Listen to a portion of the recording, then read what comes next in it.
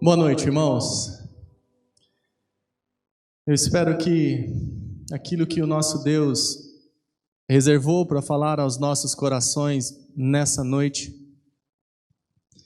encontre da nossa parte corações abertos, mentes abertas. E é interessante porque à medida em que o tempo que nós louvávamos a Deus aqui, eu fiquei pensando,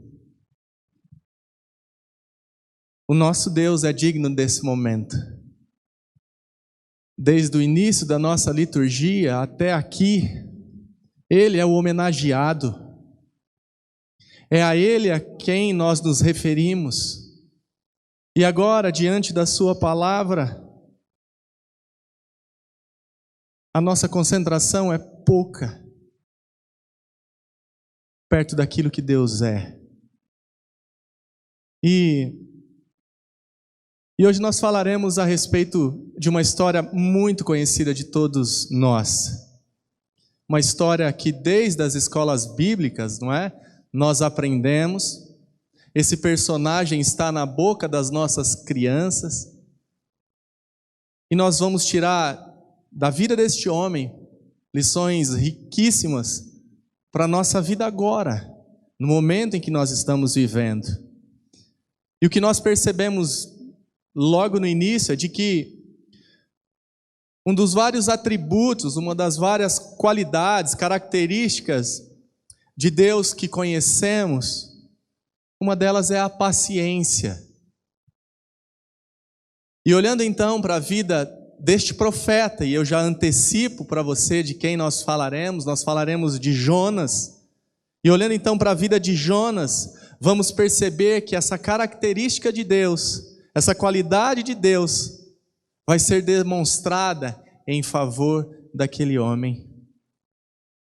A Bíblia nos mostra que, como Jonas, todos somos desobedientes e que então evidenciamos rebeldia contra Deus quando tomamos decisões precipitadas e obstinadas. Mas ainda assim, Deus continua paciente, renovando sua misericórdia dia após dia em nossas vidas.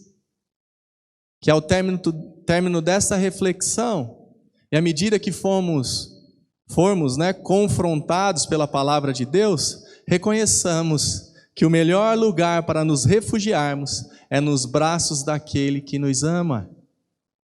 Antes de irmos então para o trecho da nossa reflexão nessa noite, eu gostaria de dar um rápido panorama, um pano de fundo para você que talvez não lembra com todos os detalhes o que se trata o livro do profeta Jonas.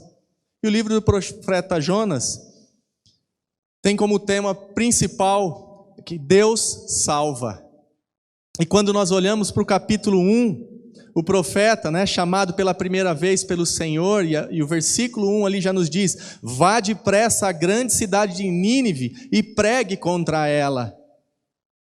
E nós observamos logo no primeiro capítulo a obstinação do profeta. Ele decidiu virar as costas para Deus e ir na direção oposta à qual Deus tinha indicado a ele. Notamos também que essa fuga não deu certo, mas que Deus usou a rebeldia do profeta para salvar pessoas.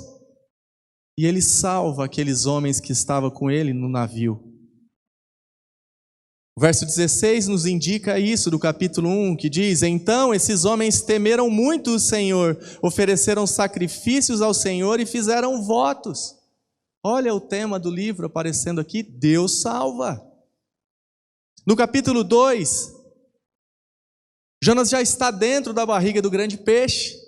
E isso as crianças, sabem com facilidade contar esse trecho aqui. Mas é na barriga do grande peixe que esse homem dá indícios de estar entendendo o que Deus quer comunicar a ele. E ele volta-se para Deus arrependido. Ele submete-se a Deus em oração, clama por socorro, pede a Deus com confiança para que sua vida seja poupada.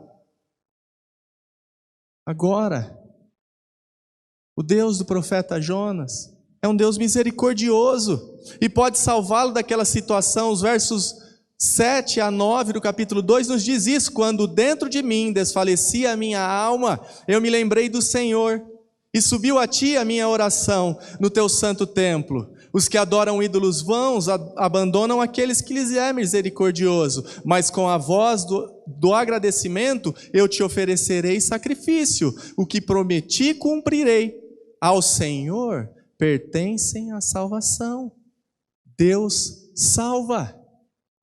O capítulo 3, Deus chama pela segunda vez o profeta Jonas. Vá à grande cidade de Nínive e pregue contra ela a mensagem que eu vou dar a você. Agora, diferente da primeira vez a qual ele fugiu, o profeta obedece a Deus e vai a Nínive. E a meia mensagem que ele prega naquela cidade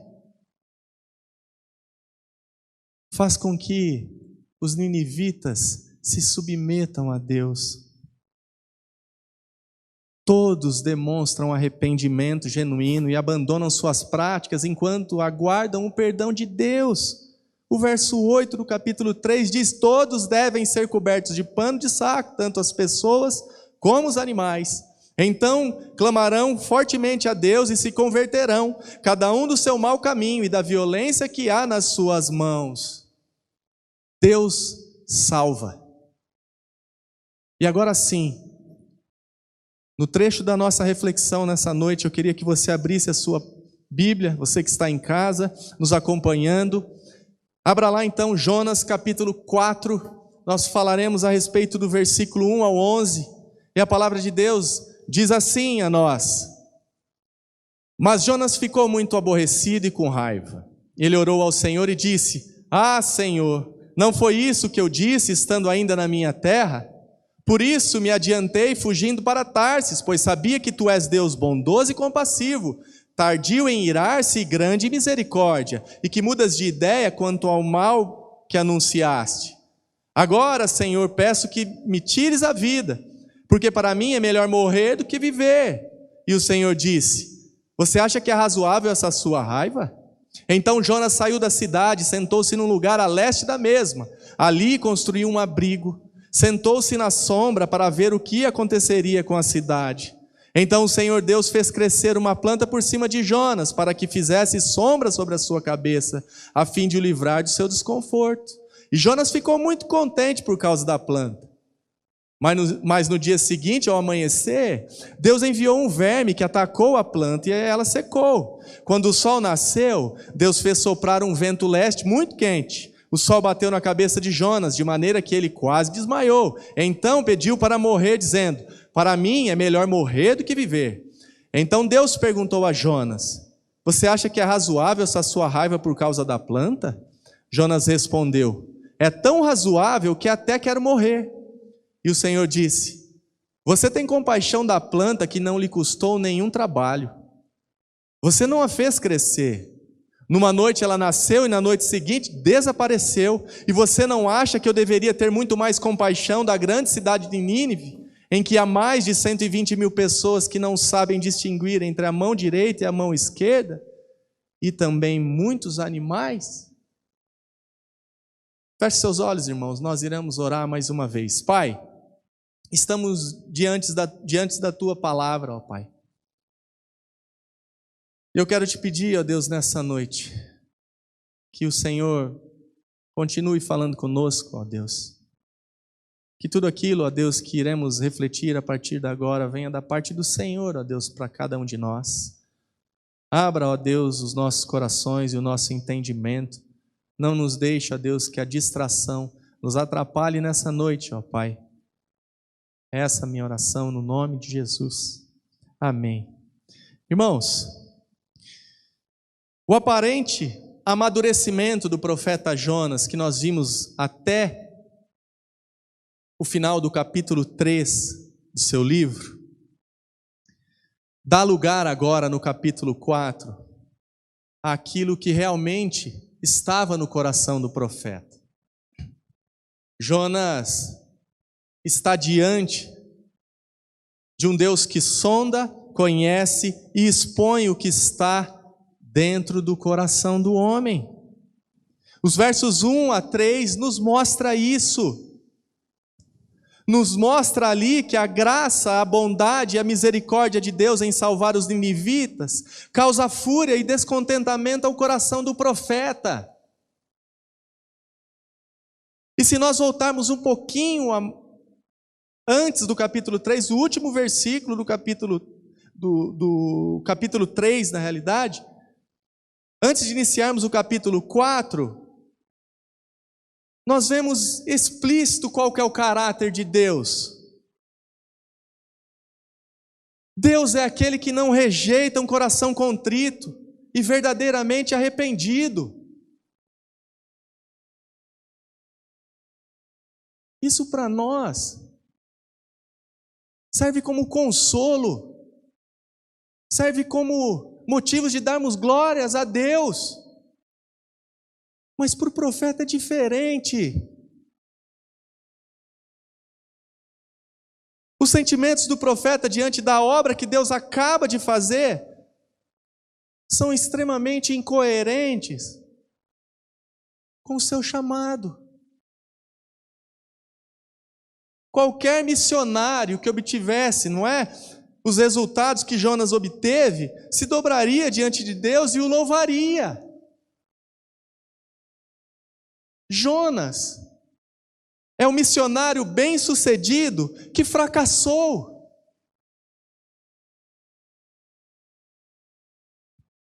Se de um lado nós vemos um Deus que em sua soberania desistiu de punir Nínive, nós também vemos um Deus que mostra novamente que a sua paciência é predominante sobre as verdadeiras intenções do coração humano.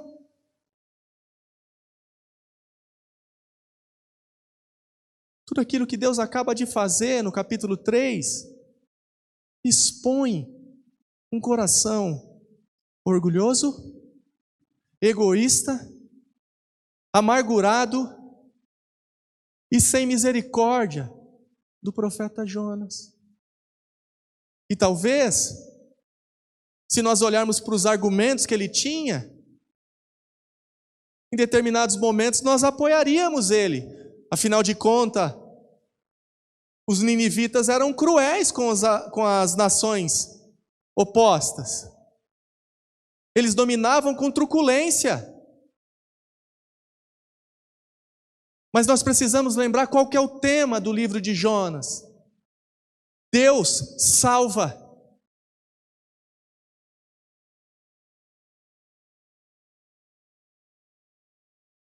No versículo 2, através de uma sincera, mas errada oração, Jonas nos mostra o verdadeiro motivo de sua fuga.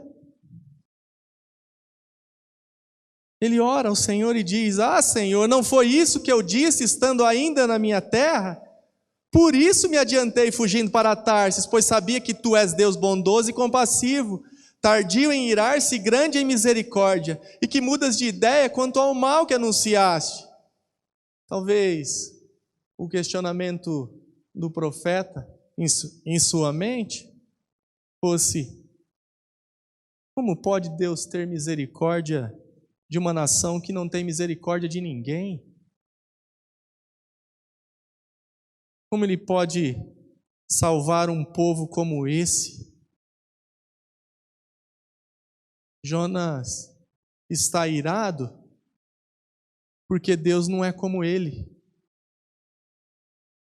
Em outras palavras, ele acredita que a sua justiça é melhor que a justiça de Deus.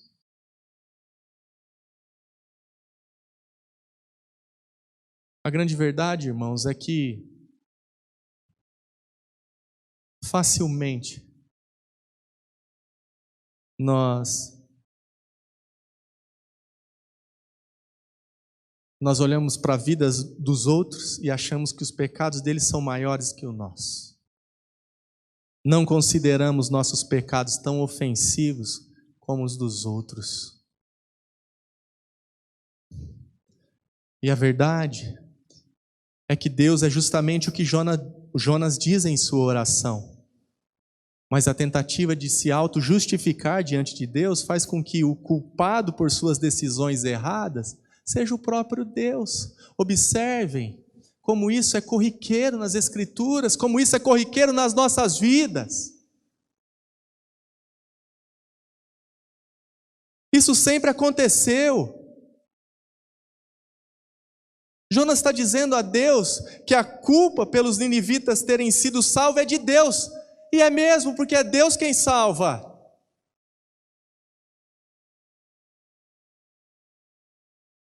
Se ele pode ser culpado por alguma coisa, é porque ele é misericordioso. É porque ele é gracioso.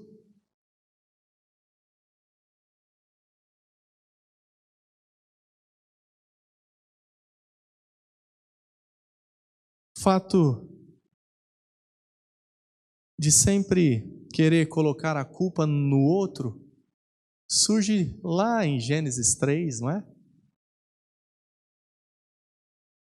Quando Adão diz a Deus, né, que foi a mulher que tu me destes. Jonas está dizendo, as pessoas são salvas por causa do Senhor. O senhor não tem vergonha disso? Olha que absurdo que esse homem está falando. O profeta prefere morrer ao ter que contemplar a graça de Deus na vida dos ninivitas, no versículo 3. Agora, Senhor, peço que me tires a vida, porque para mim é melhor morrer do que viver. Olha como um conceito equivocado de justiça pode causar. Olha como que esse conceito de justiça que muitas vezes nós temos causa. Um coração endurecido nos impede de perceber e aprender com as lições que Deus quer nos ensinar.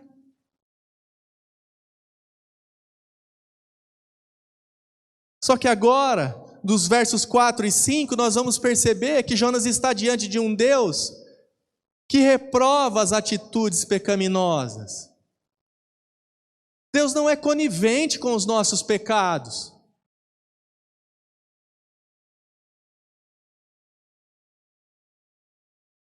Deus não está satisfeito com a resposta do profeta.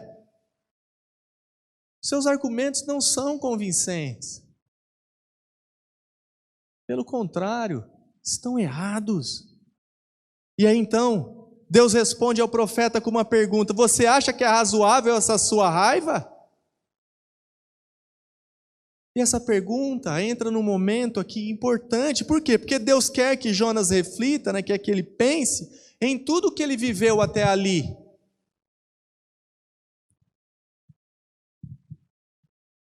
Olha como Deus está agindo com paciência com aquele homem.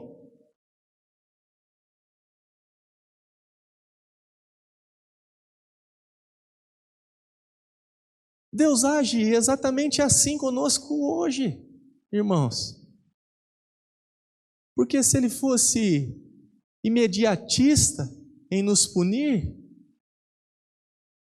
Ele já teria nos eliminado no primeiro choro de birra, quando ainda éramos crianças.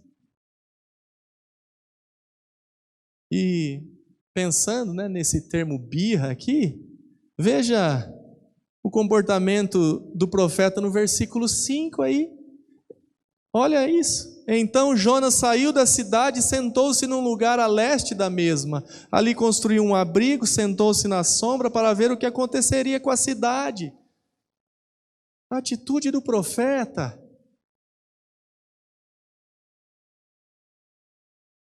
parece com a de um filho que não ganha o que quer de seu pai. E aí então ele decide fazer bico, né? Vai para um canto e fica à espera de que seu pai volte atrás da decisão para que ele engula o bico e continue a vida.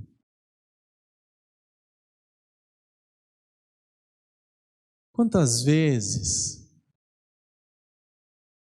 agimos assim com o nosso Deus? Quantas vezes as coisas não acontecem do jeito que a gente espera Nós achamos que temos o direito de virar as costas para Deus, de fazer biquinho para Deus.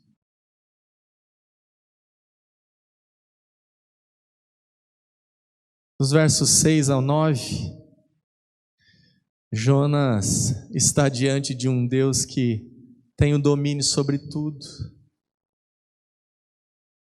E agora o coração duro de Jonas não inibe mais, e nunca inibiu, o agir de Deus. Deus quer ensinar mais uma lição ao profeta. Se a obra das mãos de Jonas, o abrigo que ele acaba de construir um pouco anteriormente a isso, não produz então o que ele deseja, a sombra suficiente, Deus em amor, mais uma vez intervém e alivia a vida do profeta.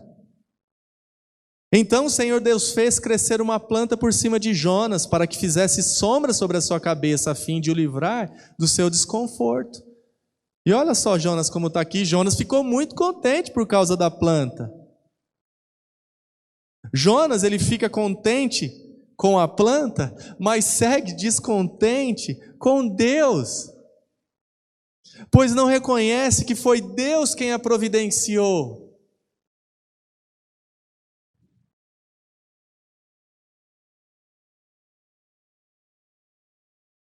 Deus, ele deseja se comunicar e se comunica conosco diariamente.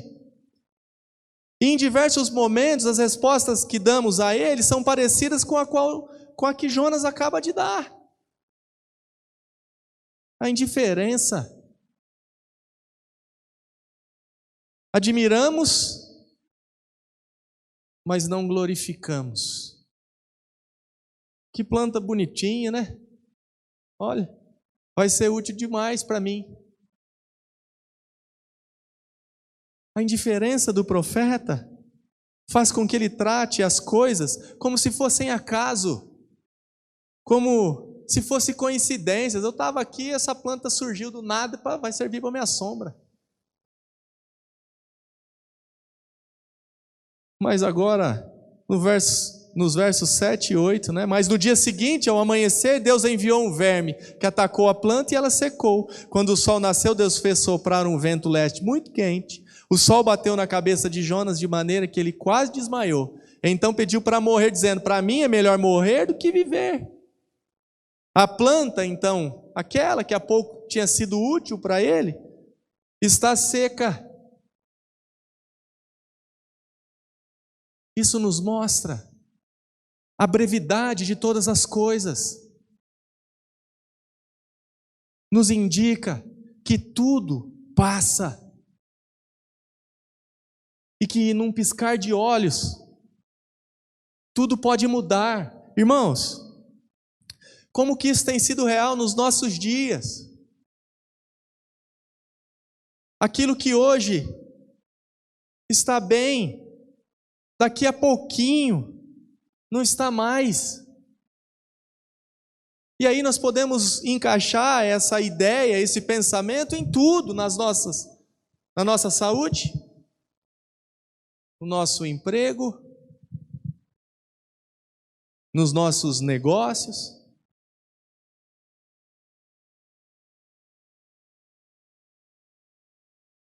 Jonas, o profeta, dá mostras de que ele não sabe lidar com essa realidade. Igualzinho a nós. Jonas, no capítulo 4, não mudou praticamente nada, irmãos. Ele quer fugir de novo. Mas para onde ele poderia ir? Para onde Jonas poderia fugir da presença de Deus? Se o salmista nos diz, no Salmo 139:8, que se subir aos céus, lá estás, e se eu fizer a minha cama na sepultura, também lá estás. O conforto de Jonas é retirado por Deus e o profeta está enganado em pensar que a morte é a melhor rota para a sua fuga.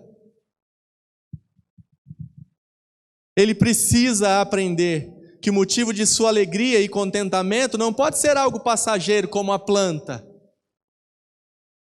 mas o Criador de todas as coisas, aquele que detém o domínio sobre elas,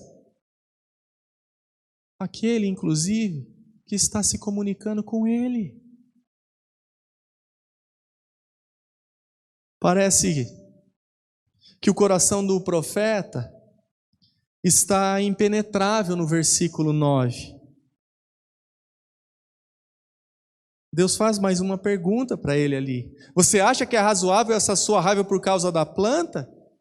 E aí Jonas responde, né? É tão razoável que até quero morrer. Reparem como que esse coração está impenetrável.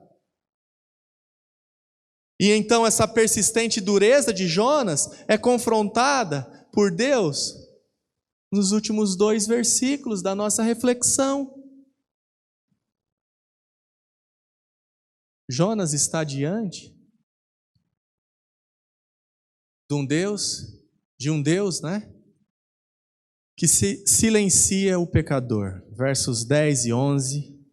E o Senhor disse: Você tem compaixão da planta que não lhe custou nenhum trabalho? Você não a fez crescer? Numa noite ela nasceu e na noite seguinte desapareceu. E você não acha que eu deveria ter muito mais compaixão da grande cidade de Nínive, em que há mais de 120.000 pessoas que não sabem distinguir entre a mão direita e a mão esquerda, e também muitos animais? O profeta está recusando ver o que está explícito. Seu desejo de ver a Assíria, né, destruída e desfrutar de sombra é frustrado por Deus. O fato de Deus não ter poupado uma planta, mas ter poupado uma cidade inteira, traz raiva ao coração desse homem.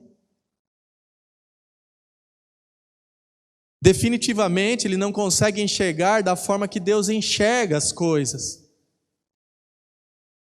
Deus é o Criador de todas as coisas, mas criou apenas o ser humano à sua imagem e semelhança.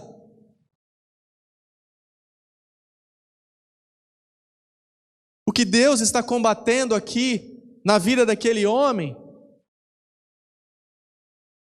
é uma síndrome que se estende a nós.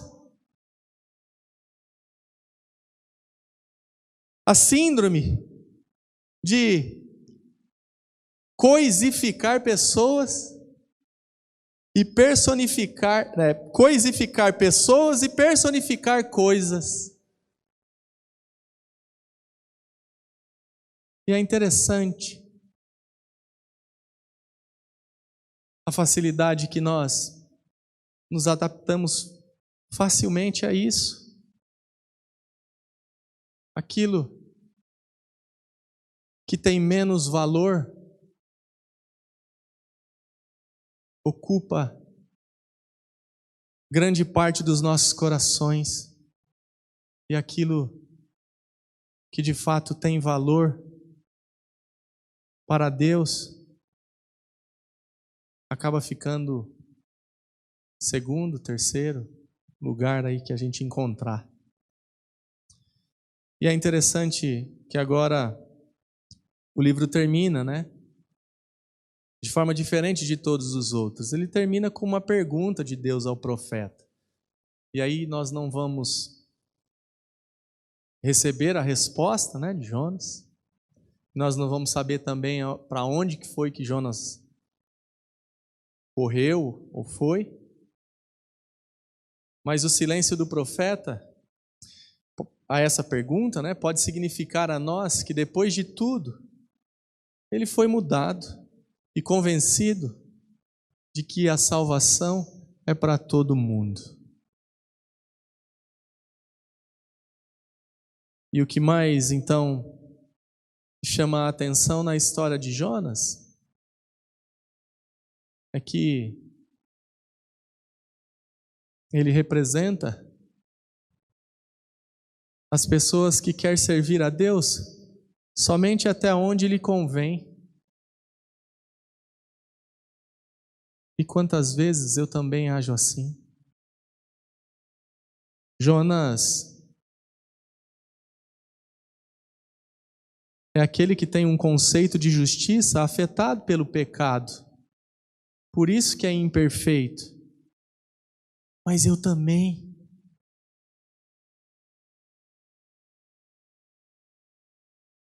Deus poderia muito bem ter virado as costas para Jonas e para nós. Mas Ele decidiu nos amar, irmãos. Eu não sei como que você tem lidado com essa realidade,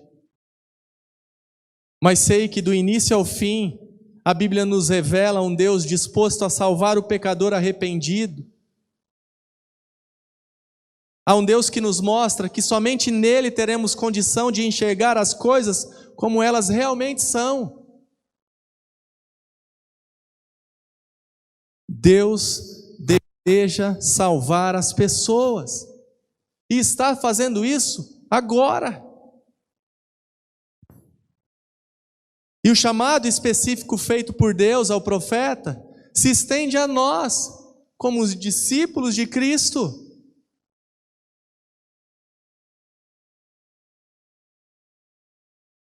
E essa pergunta de agora, eu vi essa semana um comentário sobre isso. E ela é extremamente importante nesse momento para nós.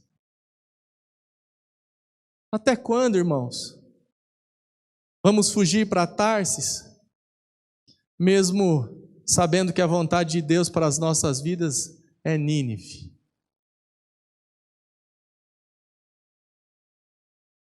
Irmãos, o Deus paciente que encontramos em Jonas espera que fujamos para um lugar. E o lugar é os seus braços. O Deus paciente de Jonas quer que cheguemos a Ele arrependidos pelos nossos pecados. O Deus paciente de Jonas é aquele que, à medida nos achegamos arrependidos, nos perdoa. O Deus paciente de Jonas é aquele que em Cristo resolveu o nosso maior problema, o nosso pior problema.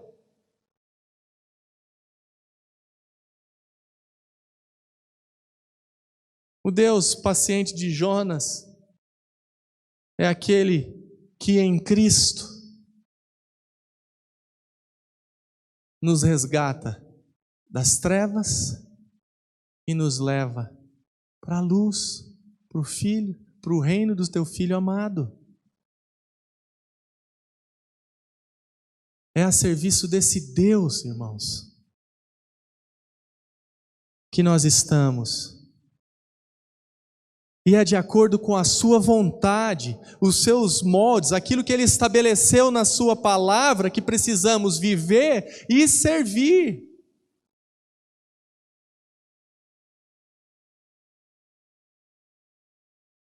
Não somos nós que definimos a quem nós levaremos a mensagem.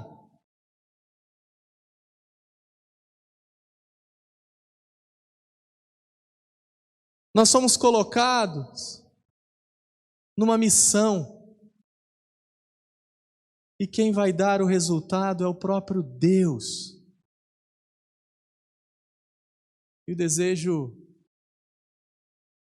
que eu tenho para a minha vida e para a vida de vocês que nos acompanham nessa noite é de que